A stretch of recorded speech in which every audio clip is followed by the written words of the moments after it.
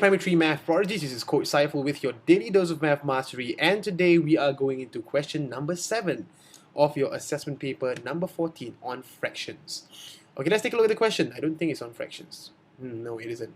Okay, so now, Grace, Eunice, and Beatrice shared $240. Now, when I see this, the first line, I immediately must do what? Must draw out a simple model. So, Grace, Eunice, and Beatrice. Okay, now what I'll do is I'm going to write something that looks like this. The whole thing is equals to $240, correct? Because that's what they said. They shared this amount. Now here's the next clue. Grace had twice as much money as Eunice. So let's draw that out. Grace had twice as much money as Eunice. So which means what? When someone says we have twice, what must we do? Oops, twice. That means Grace has 2 times. Okay, so if 2 units, we're going to draw 2 units over here. Okay, 2 units. And how much does Eunice have? She only has 1 because twice is compared to Grace. So Grace has 2, Eunice has 1. Simple as that. The next part of the question is a bit more tricky. It says Eunice had thrice as much money as Beatrice. So Eunice has thrice as much money as Beatrice. Now, let's just cover this front part for a while. Okay?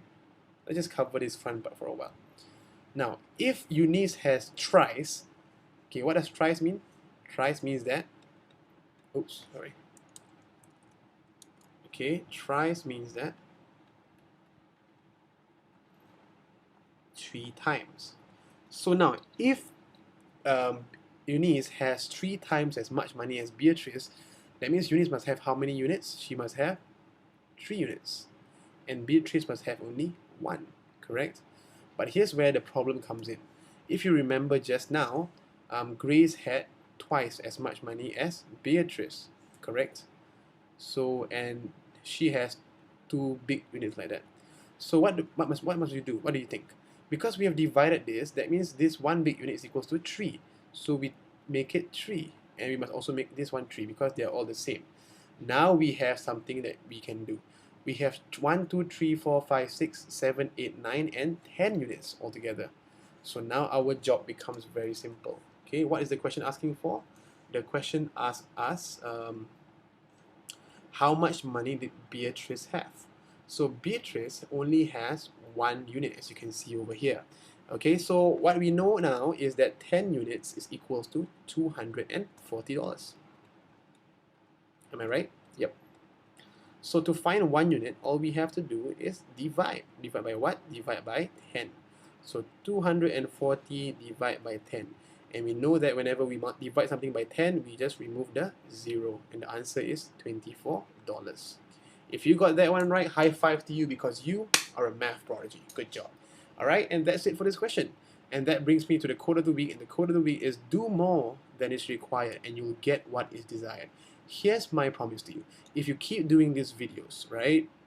If you keep doing it without any breaks, you know, without wanting to stop, something magical is going to happen. You are going to get better at math. It's as simple as that, and you'll get what you desire, which is to get better marks. To get better marks to make your parents proud and to make yourself proud. How good would it feel if you were the number 1 girl or boy in your class, right? So that's what I want you to think of.